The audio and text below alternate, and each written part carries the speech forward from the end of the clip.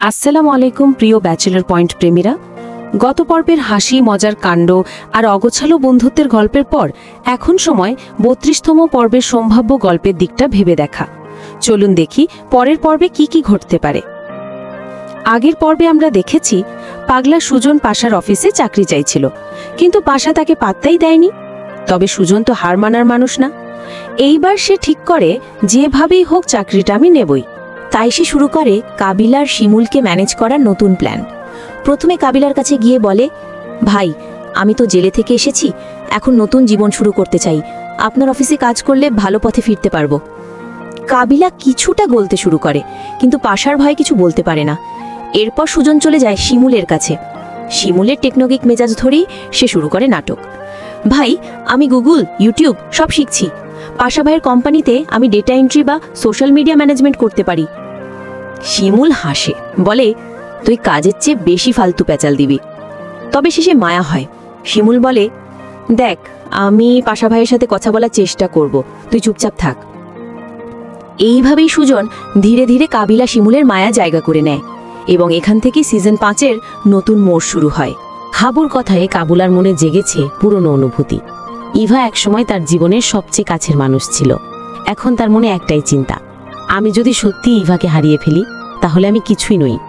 পরবর্তী পর্বে দেখা যাবে কাবুলা ইভার সাথে যোগাযোগের চেষ্টা করছে। হয়তো পুরনো মেইল, পুরনো ছবি কিংবা সোশ্যাল মিডিয়ায় ইভাকে খুঁজে বের করবে। সে হয়তো ফোনে একটা ভয়েস মেসেজ পাঠাবে, ইভা আমি ভুল করেছি, কিন্তু এখন বুঝতে পারছি তুমি আমার জন্য কতটা দরকারি। এই দুজনের ছোট ছোট কথায় দর্শক হাসিতে গড়াগড়ি খাবে। আগামী পর্বে দেখা যেতে পারে বুয়া এবার পুরোপুরি বিরক্ত হয়ে খালার কাছে নালিশ করবে, এই বাসায় একটা লোক আছে, দিনে 3 বার প্যান্ট হারায় আর রাতে ঘুমায় না। খালা এসে কাবিলাকে ডাকে, কাবিলা এভাবে লোক রাখো কেমনে, বাসায় তরুণ মেয়ে কাজ করে। কাবিলা এবার পুরো বিপদে পড়ে যায়। এদিকে পাগলা সুজন নিজের মতো করে রান্না শুরু করে দেয়। রান্নাঘরে ডিম ভাজতে গিয়ে গ্যাসের চুলা জ্বালিয়ে দেয় আর পাশার পারফিউম ফাটিয়ে তাতে আগুন ধরে যায়। পুরো বাসা দৌড়াদৌড়িতে ভরে ওঠে। এটাই হতে পারে পরবর্তী পর্বের সবচেয়ে মজার সিকোয়েন্স। বজরা বাজারের টাইগার ইন্টারন্যাশনাল মালিক জাকিরা এখন লামিয়ার পিছে লেগেছে। পরবর্তী পর্বে দেখা যেতে পারে সে লামিয়াকে ফোন করে ডিনারে প্রস্তাব দেবে। জাকিরা বলবে, আমি তোমার খালার বাসার নিচে দাঁড়াই আছি, একটু নামো। লামিয়া প্রথমে অস্বীকার করলেও পরে নেমে আসে।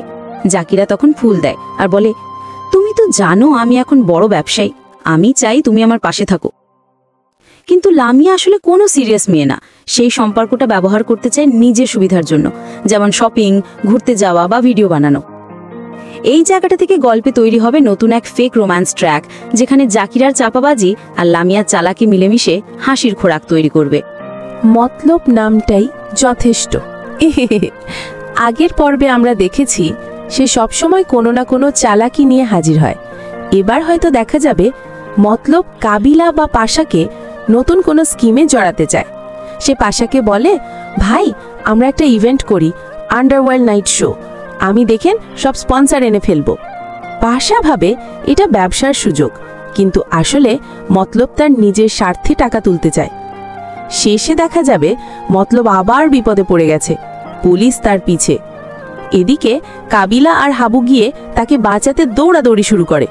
শেষে হয়তো দেখা যাবে ইভা ঢাকায় ফিরে এসেছে, একটি ক্যাফের কোনায় বসে কফি খাচ্ছে।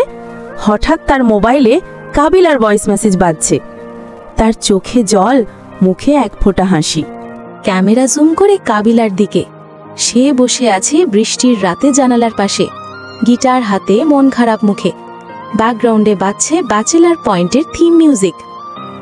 এভাবেই শেষ হবে ৩২তম পর্ব, একসাথে হাসি, আবেগ আর নতুন রহস্যের ইঙ্গিত রেখে। বন্ধুরা, আপনারা কি মনে করেন, ইভা কি সত্যি ফিরে আসবে? পাগলা সুজন কি চাকরি পাবে পাশার কোম্পানিতে? আর লামিয়া জাকিরার সম্পর্কটা কতদূর যাবে? কমেন্টে লিখে জানান আপনাদের মতামত। আর ভালো লাগলে লাইক, শেয়ার করে আমাদের ব্যাচেলার পয়েন্ট পরিবারের সঙ্গে থাকুন।